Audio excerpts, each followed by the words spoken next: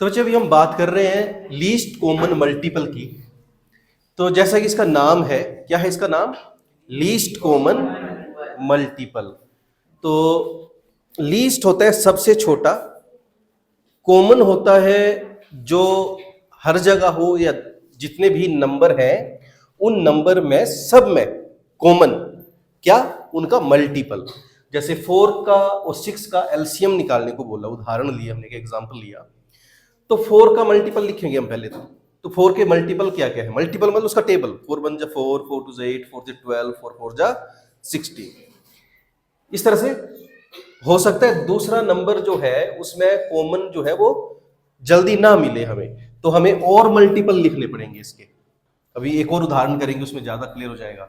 जैसे मैंने 6 लिखा, तो 6 के मल्टीपल लिखे हमने यहाँ पर, 6 1 जा 6, 6 2 12, 6 जा 18, 6 4 जा 24 एंड सो ऑन। अब दोनों में कॉमन क्या है? सबसे पहले कॉमन क्या आया? 12। इसके आगे भी कॉमन आ जाएगा, जैसे 6 4 जा 24 होते हैं, और 4 6 जब भी क्या आएंगे आगे, जैसे इसका आगे मल्टीपल लिखे हम तो क्या आएगा? 4 5 जा 20, 4 6 जा 24। तो देखो इसमें भी 24 आया, इसमें 24, लेकिन ये लीस्ट नहीं है तो ये कॉमन मल्टीपल, लेकिन लीस्ट कॉमन मल्टीपल नहीं है। तो ये बात क्लियर होगी, लीस्ट कॉमन मल्टीपल क्या है। अब इसी तरह से एक आध दो और एग्जांपल को, जैसे 5 और 7 का आपने एलसीएम बताना है, तो 5 और 7 में सबसे पहले कॉमन नंबर क्या आएगा? 5 के मल्टीपल लिखे हमने, लिख लो जल्दी से लिखो। 5 के मल्टीपल्स क्या आएंगे? 5 10 15 20 25 30 35 एंड सो ऑन। इस तरह से 7 के मल्टीपल्स क्या आएंगे?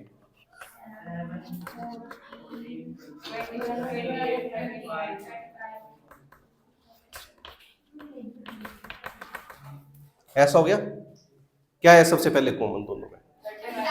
35। अच्छा, तो अब इसमें ये मैं एग्जांपल क्यों बता रहा हूं आपको कि जो छोटे नंबर होते हैं ना, और उसका मुझे एलसीएम चाहिए, तो उसका एलसीएम मुझे ऐसे लिखने की जरूरत नहीं, आपको टेबल अच्छे से आने चाहिए। और टेबल रीड करो आप लोग और देख लो सबसे पहले दोनों में क्या नंबर कॉमन आ रहा है। क्लियर होगी बात? कुछ नोट करना है तो नोट कर सकते हैं, ताकि आपको याद रहे कि आप क्या पढ़ रहे हो, क्या समझ रहे हो, है ना। अच्छा, अब ये तो हमने एलसीएम को रिवाइज किया। इसी के साथ अब कोई बड़े नंबर आ गया मेरे पास, आपको बोल दिया कि एलसीएम ऑफ कोई नंबर ले लिया 128 एंड कोई और नंबर ले लिया मैंने 364। तो अब इसका एलसीएम ऐसे करने में क्या होगा? हो सकता है हमें जल्दी इसका कॉमन नंबर मल्टीपल का ना मिले, तो हम तो मल्टीप्लाई करते रह जाएंगे, है ना। तो एक और तरीका है जिसको बोलते हैं प्राइम फैक्टराइजेशन मेथड। ये तो मल्टीपल मेथड से किया हमने कि मल्टीप्लाई करके चेक कर लिया कि कौन सा कॉमन आया, और दूसरा हम क्या करने वाले हैं अभी? Prime factorization. ये जो 5वीं वाले बच्चे बैठे ना, ये नोट करेंगे इन चीजों को, बाकी को तो पता भी है, आपने नोट करनी है हर चीज, ठीक है। प्राइम फैक्टराइजेशन क्या होता है कि कोई मैंने नंबर ले लिया, मान लो कोई भी नंबर ले लिया, कोई बड़ा सा नंबर यही ले लेते हैं, 128 ले लिया, तो इसको क्या करना है हमने?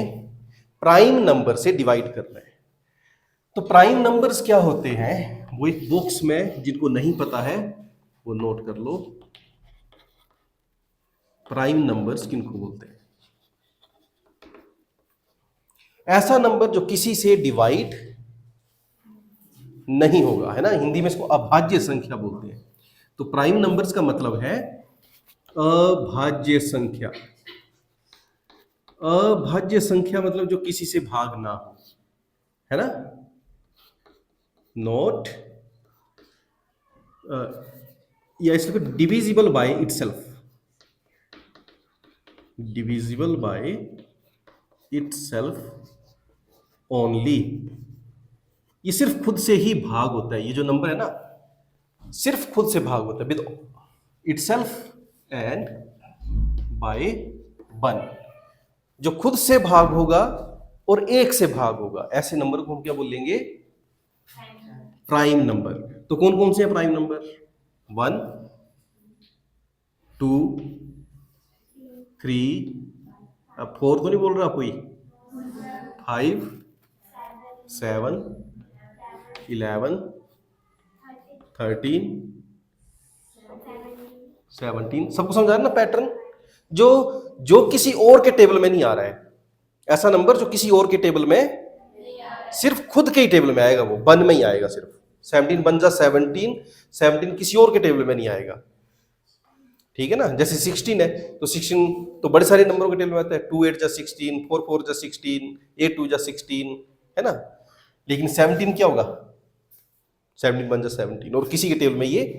इसी तरह से आगे 17 से आगे प्राइम नंबर कौन सा आने वाला है? 9। तो सबको समझ आ रही है बात ये? तो इस तरह से आपने 100 तक कितने प्राइम नंबर होते हैं? 25 आपने नोट करने आज ही, और ये सबको याद होने चाहिए कि 100 तक जो प्राइम नंबर्स है ना, वो आपको याद होने चाहिए कि 40 से 50 के बीच में कितने प्राइम नंबर आते हैं, 50 से 60 के बीच में कितने प्राइम नंबर आते हैं, कौन कौन से हैं। क्योंकि आपको कॉम्पिटिटिव एग्जाम में ना कई बार ऐसे बोल देते हैं कि राइट, जैसे मैंने क्वेश्चन लिख लिया ये, write sum of prime numbers between sum prime number between 60 and 70। तो इस तरह से कोई भी दो नंबर हो सकते हैं, उनके बीच के प्राइम नंबर जो है उनको बताओ कौन कौन से हैं, और उसका क्या करो, सम बताओ।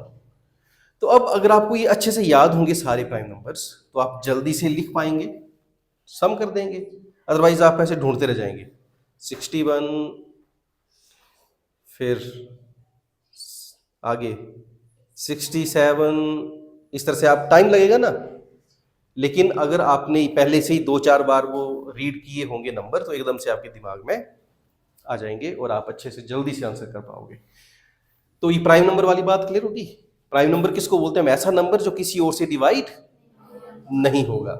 तो जब हम प्राइम फैक्टराइजेशन की बात करते हैं, तो जो भी नंबर लिया हमने जिसका प्राइम फैक्टराइजेशन करना है, उसको किससे डिवाइड करना है? प्राइम नंबर से डिवाइड करना है। क्लियर होगी बात? तो प्राइम फैक्टराइजेशन में कभी भी यहां 4 नहीं आएगा, यहां कभी भी 6 नहीं आएगा, 8 नहीं आएगा, 9 नहीं आएगा। क्लियर होगी बात? मतलब कौन से नंबर आएंगे यहां पर? सिर्फ प्राइम नंबर आएंगे। तो प्राइम नंबर में सबसे पहले चेक करना है हमने सबसे छोटे नंबर से, 2 से। क्या ये 2 से डिवाइड होगा? क्यों होगा? तो यहां अब आपने एक और रूल नोट कर लो कि हमें कैसे पता लग गया देखते ही कि ये 2 से डिवाइड होगा। तो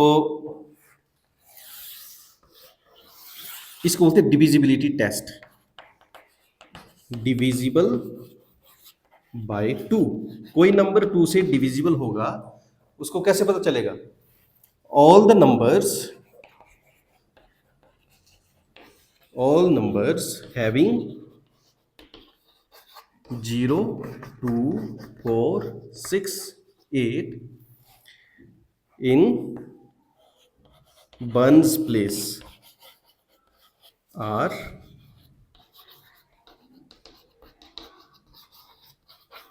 divisible by 2। क्या ये बात आपको याद रहेगी? याद रखनी है। वो सारे नंबर 2 से भाग हो जाएंगे जिनके बंस प्लेस पर क्या होगा? 0, 2, 4, 6, 8। और इन्हीं सारे नंबरों को इवन नंबर भी बोलते हैं। जो 2 से भाग हो जाते हैं ना, वो सारे के सारे नंबर क्या होते हैं?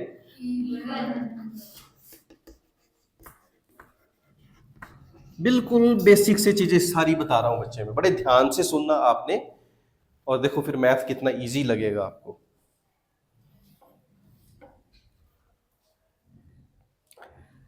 पर एक रिक्वेस्ट है, घर जाके रिवाइज जरूर करना इसको। एक बार ना जो भी यहां सीखा हमने, घर जाके उसको जरूर रिवाइज करना, 1 बार 2 बार, क्योंकि जब बार बार हम रिपीटेशन करते हैं तभी ये चीजें दिमाग में बैठती हैं हमारे।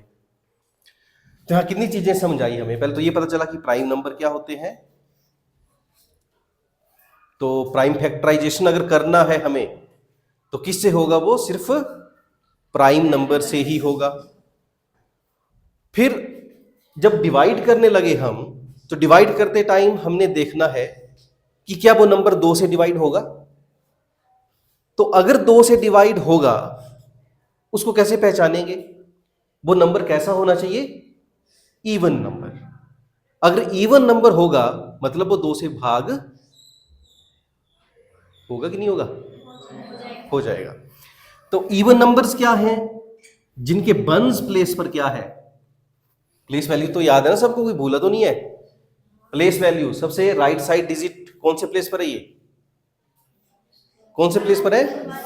बंस प्लेस पर। उससे अगला डिजिट कौन से प्लेस पर है? उससे अगला डिजिट कौन से प्लेस पर है? उससे अगला कौन से प्लेस पर होगा? आगे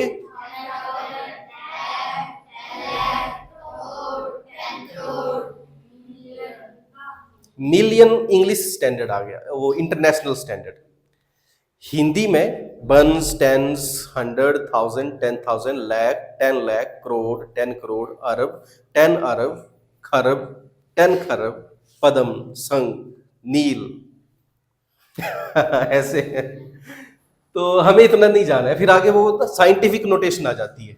साइंटिफिक नोटेशन मतलब जब जीरो जीरो बढ़ती जाएंगी ना, तो 10 के ऊपर जीरो लगाना शुरू कर देते हैं।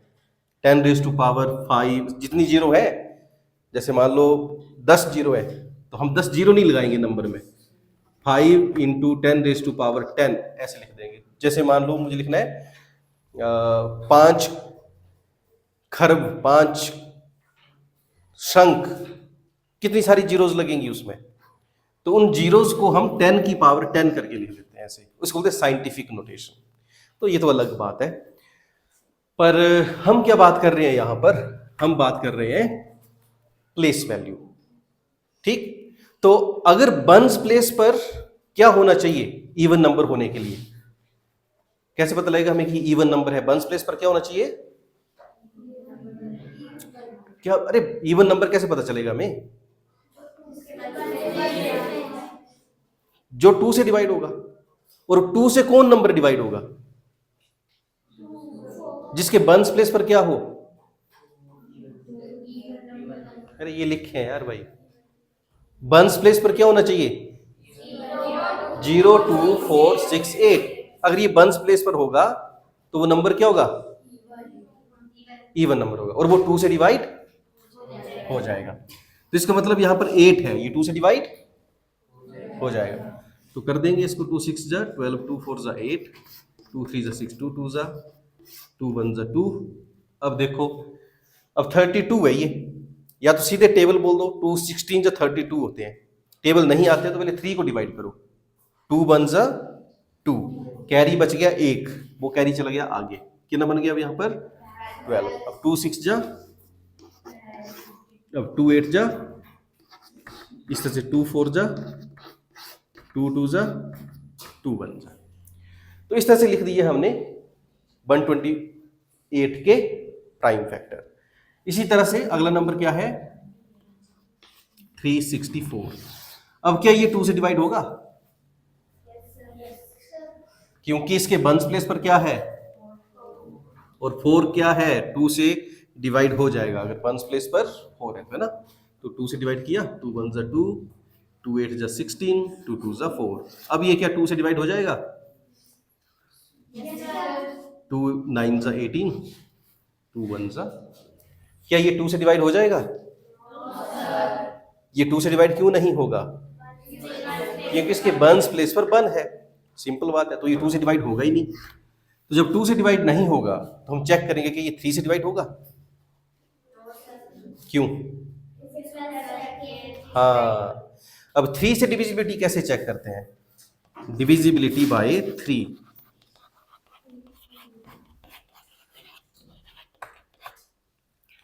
सम of all digits of a number multiple is multiple of 3। Sum of all digits of a number is multiple of 3, कि सारे जो नंबर के डिजिट्स हैं उनका अगर हम सम कर दें तो क्या होगा, वो 3 से डिवाइड,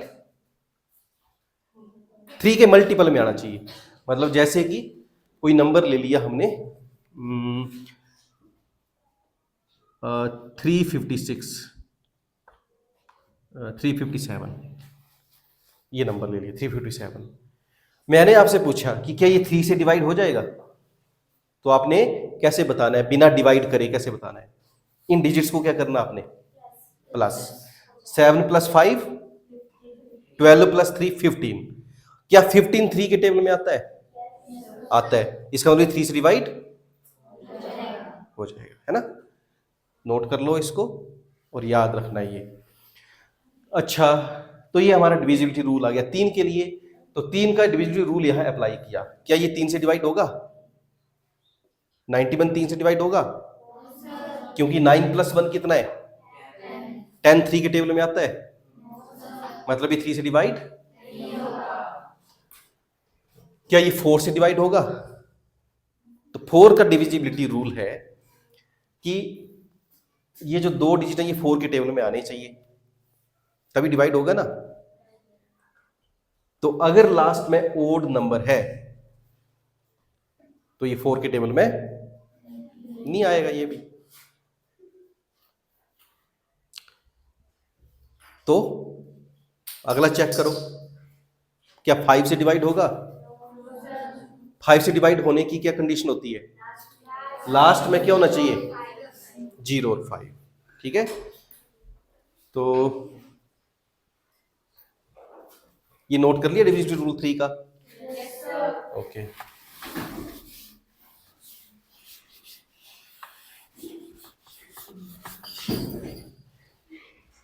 कोई नंबर 5 से डिवाइड होगा, कैसे पता चलेगा हमें?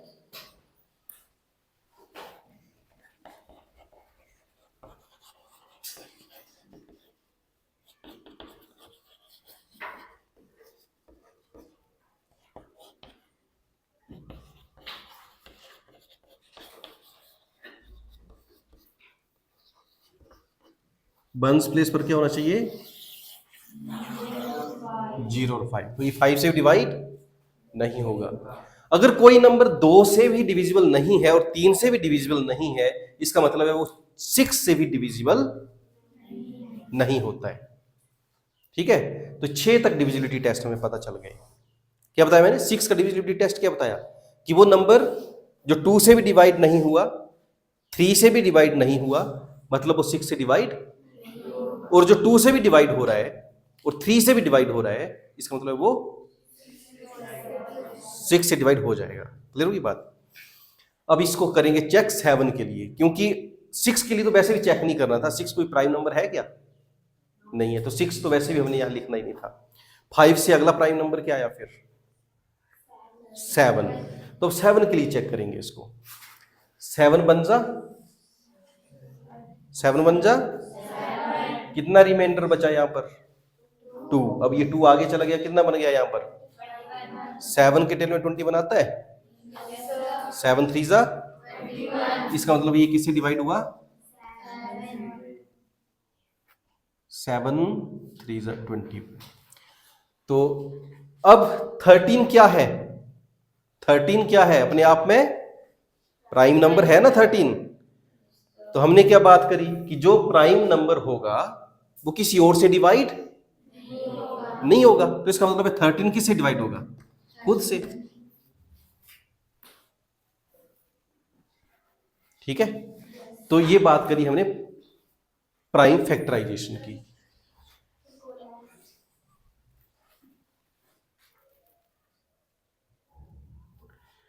ये बात करी हमने प्राइम फैक्टराइजेशन की। क्यों कर रहे हैं हम प्राइम फैक्टराइजेशन?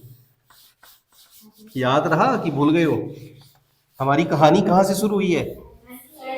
एलसीएम से। तो एलसीएम निकालने का एक तरीका मैंने बताया था आपको कि हम मल्टीपल्स निकाल लेंगे और कॉमन, सबसे छोटा कॉमन मल्टीपल देख लेंगे, वो उसका एलसीएम होगा। अब दूसरी बात मैं बता रहा हूं आपको कि कोई बड़े बड़े नंबर आ गए, तो अब उनके मल्टीपल्स करने में अगर हमें परेशानी होगी तो हम क्या करेंगे? प्राइम फैक्टराइजेशन करेंगे। तो प्राइम फैक्टराइजेशन करना सीख लिया हमने, ठीक। अब हमें एलसीएम कैसे निकालना है इसका। तो मैंने 128 लिया, 2 2 2 कितने हैं, 1 2 3 4 5 6 7 है,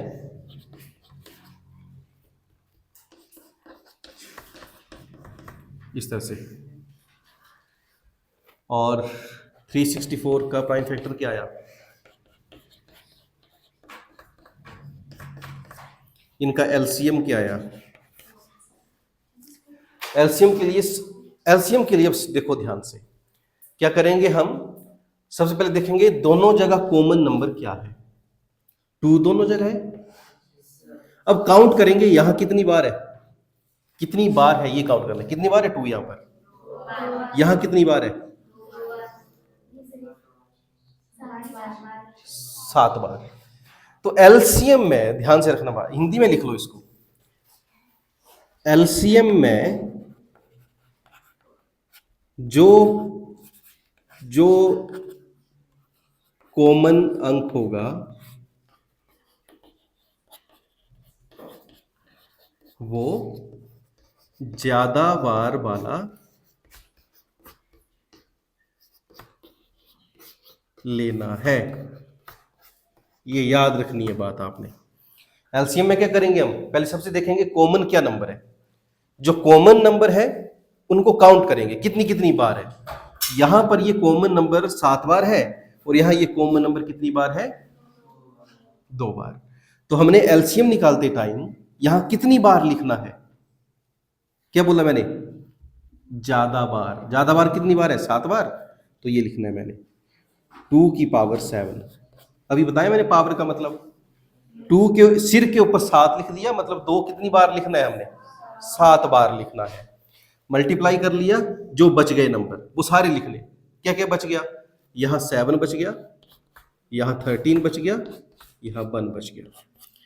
तो ये इसका एलसीएम है, मतलब इसका एलसीएम क्या है, 128 मल्टीप्लाई बाई 91, ये इसका एलसीएम है। अब इसको मल्टीप्लाई करना है तो 128, 91 को मैं 90 प्लस 1 लिख सकता हूं। अब 128 ब्रैकेट का मतलब सिखाया मैंने आपको, ब्रैकेट मतलब क्या, मल्टीप्लाई। तो 128 से 90 को भी मल्टीप्लाई करेंगे तो कितना बन गया, 9 8 72, 7 कैरी 2, 9 2 18, 2 20, 0 कैरी 2, 9 1 9 and 2 11, प्लस 128 से 1 को मल्टीप्लाई करेंगे। अब इनको प्लस कर दो तो हमारा आंसर आ गया 8 7 2 9 1 और 1।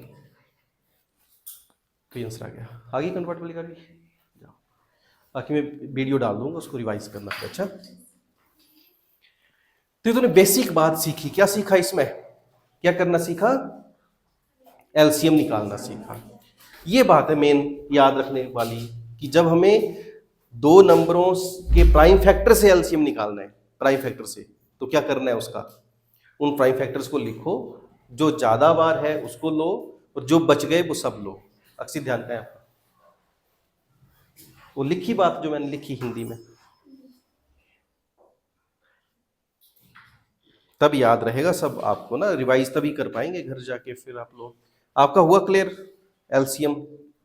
हाँ, अब देखो क्वेश्चंस करेंगे। अब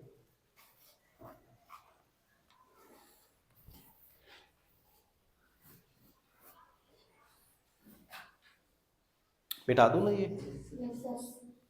बना कुछ इंटरेस्ट, नविश ऋतिक बना इंटरेस्ट है, ऐसा लग रहा है जबरदस्ती बिठा रखा है सर ने। Feeling good. चलो अब मैं अगला क्वेश्चन आपके लिए दूंगा, आप करोगे अब, है ना।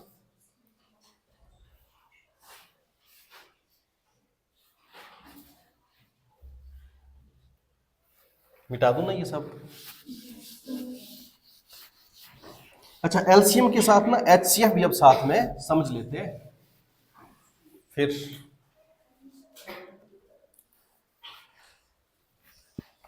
एचसीएफ क्या होता है, हाईएस्ट कॉमन फैक्टर। अब हाईएस्ट कॉमन फैक्टर का क्या मतलब है, कि ऐसा सबसे बड़ा नंबर जो दिए हुए नंबरों को डिवाइड कर दे, तो उसको बोलते हैं उसका HCF। जैसे पहला एग्जांपल एलसीएम के लिए हमने 4 और 6 का लिया था, HCF ऑफ 4 एंड 6। तो 6 को कौन कौन डिवाइड कर रहा है? 4 के फैक्टर्स क्या क्या है? एक तो 1 सबका कॉमन फैक्टर होता है ना, 1 से सारे नंबर डिवाइड होते हैं। अगला 2 से डिवाइड होगा और ये खुद से डिवाइड होगा। तो ये तो सबके होंगे कोई भी नंबर होगा ना, ये दो फैक्टर सब में होंगे, एक 1 और एक वो नंबर खुद। ठीक है, ये क्या लिखा मैंने? 4 का common factor, factors of 4, factors of 4। अब यहां लिखेंगे फैक्टर्स ऑफ 6, 6 के फैक्टर्स। अब 6 के फैक्टर मतलब 6 को कौन कौन नंबर डिवाइड कर रहा है? तो एक तो बताया मैंने कि क्या होगा, 1 सबको डिवाइड करेगा, और दूसरा डिवाइड देखो कौन करेगा, 1 से आगे कौन डिवाइड कर रहा है इसको? 2 डिवाइड कर रहा है ना। फिर अगला 3 डिवाइड कर रहा है, फिर अगला। जब ये नंबर का हाफ यहां पहुंच जाता है ना, तो हाफ के आगे फिर सिर्फ वही नंबर होता है जो जिससे वो डिवाइड हो। अब इसमें देखना है कि कॉमन फैक्टर क्या है जो दोनों को डिवाइड कर रहा है, क्या है इनका हाईएस्ट कॉमन फैक्टर, क्या है जो दोनों को डिवाइड कर रहा है। ठीक है, दोनों में हाईएस्ट कॉमन फैक्टर क्या है जो दोनों को डिवाइड कर रहा है?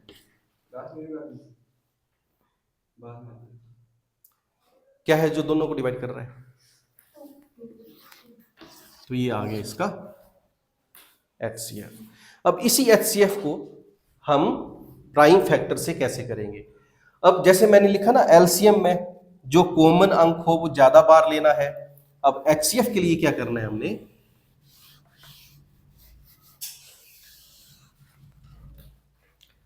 अब ये नोट कर लो पहले, इसका HCF ऑफ 4 और 6 का कैसे किया हमने। इसमें हमने क्या समझा कि कॉमन फैक्टर कैसे देखना है ना। अब अगर कोई बड़ा नंबर है, जैसे ये एग्जांपल किया हमने, HCF ऑफ 128 एंड 364। तो इनके पहले क्या किए हमने?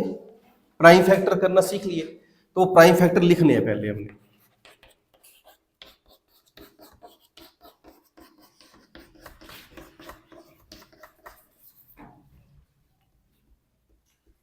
फिर उसके बाद क्या करना है?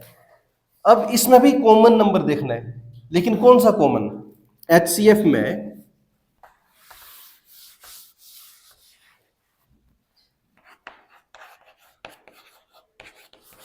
जो कॉमन है और कम बार, बस ये याद रखने के लिए ना, कम बार। तो कॉमन क्या है? 2। यहां कितनी बार है? 7 बार। यहां कितनी बार है? तो इसका HCF क्या आया? जो कम बार है वो लेना है, और जो बच गया वो नहीं लेना है। एलसीएम में क्या कर रहे थे? जो ज्यादा बार था वो लिया, और जो बच गया वो भी लिया। लेकिन HCF में क्या करना है? जो कॉमन है और कम बार है वो लेना है, और जो बच गया वो नहीं लेना है। जो बच गए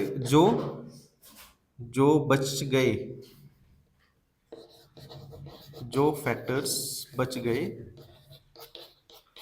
वो नहीं लेने हैं।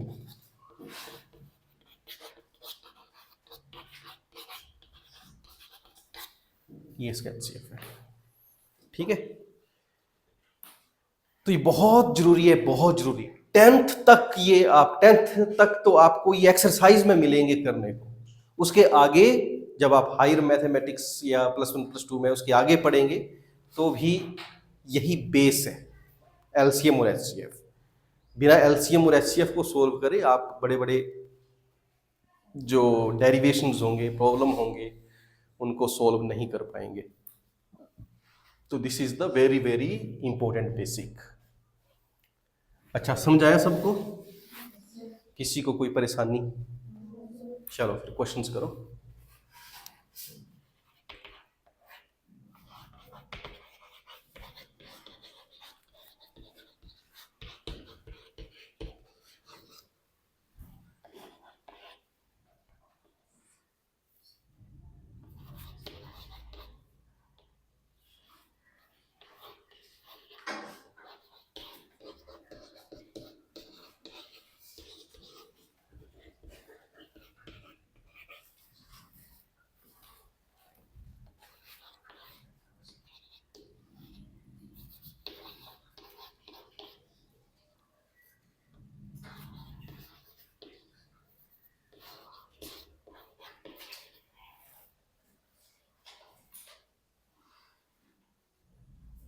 चलिए, ये क्वेश्चंस अभी करेंगे आप, ठीक है?